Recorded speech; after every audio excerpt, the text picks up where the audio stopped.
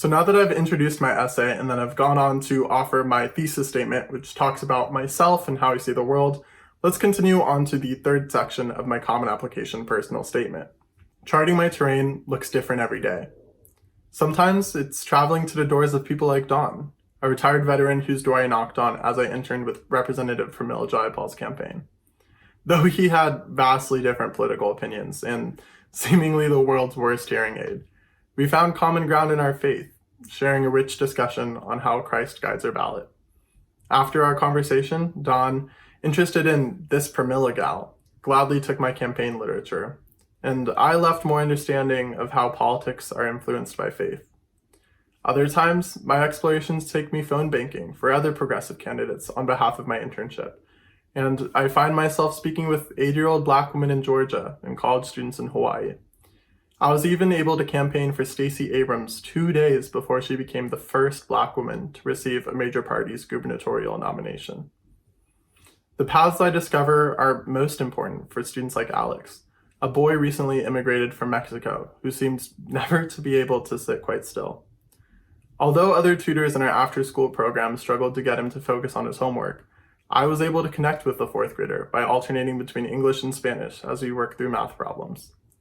I just wanted him to know that his ethnicity and intellect were not mutually exclusive, a realization my sixth grade self made when I was the only Latinx student in a highly capable program.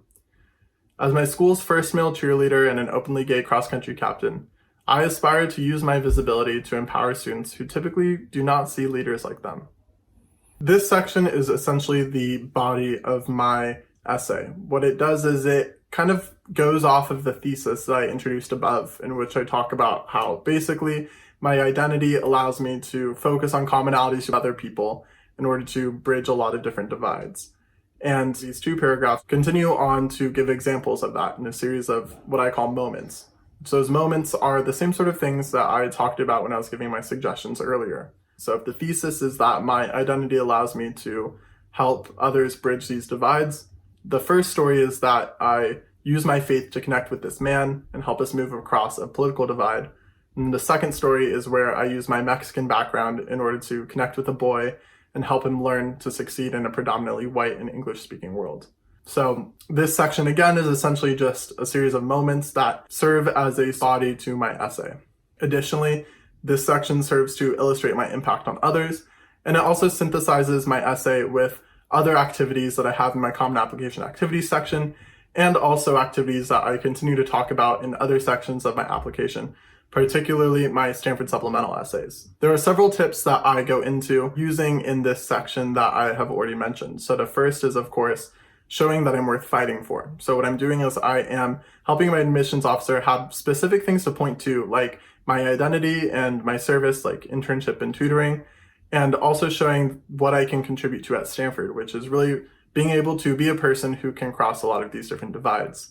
By offering these moments, I'm giving them something that they can remember and cling to. Okay, so Jose can interact with a lot of different people within the political realm because he is someone who is a person of faith, which is something that is traditionally attributed to a lot more conservative folk, or even though he's a progressive, really connect with these people and have a bit more of a civil and productive conversation, even when these political differences exist. The other moment that my admissions officer can cling to is seeing me interacting with this young boy and seeing Jose is Mexican-American and he has this multi-ethnic background and identity, but he also uses that to help other people and help them learn to succeed in a world that isn't just and isn't fair. He's able to not only just help himself navigate this world, but also help other people learn to navigate it as well, and hopefully leave it for the better. Another tip that I employ is the show don't tell method, because I use a lot of these short stories to illustrate examples.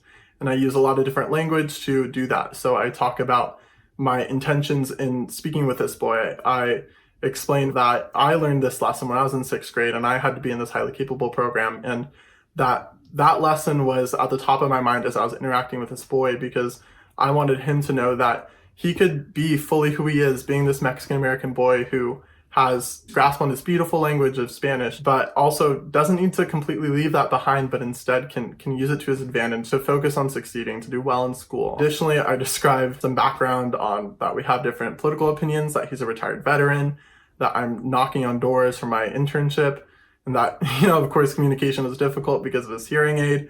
And I do all that to kind of set the scene for what's going on here and take the admissions officer and immerse them in my own situation and put them in my shoes. What all of that does is it just makes a lot more of a compelling narrative so that the admissions officer is a lot more interested in what I have to talk about. There's some more detail. They can understand what I'm thinking, what I'm doing, all that sort of stuff. The other suggestion that I really put to action here is using the series of moments as I already described. Of course, the two moments are having that veteran with the bad hearing aid and having the restless boy speaking English and Spanish. Essentially, I have this section where I back up the thesis claim that I already made earlier.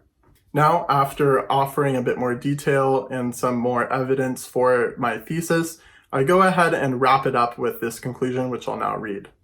This summer, I charted my train by being an international ministry's first openly gay volunteer, serving among many Christians who had never met a person like me before. As a gay Christian, I will often have to make my own road, interacting with those who believe that I do not belong in the church and entering places that do have homophobic policies. However, I know that every trail I clear is one for the next kid to walk on. That is the purpose of a cartographer, to explore the treacherous for the sake of others. The purpose of this conclusion section refers back to several points throughout my essay, going back to the initial story of being at the camp and being the first openly queer person to volunteer there. But what it also does is it references that cartography metaphor again to really drive it home. I mentioned a cartography metaphor throughout my essay by using language like charting my train looks different every day. Sometimes my explorations take me to boys like Alex, things like that.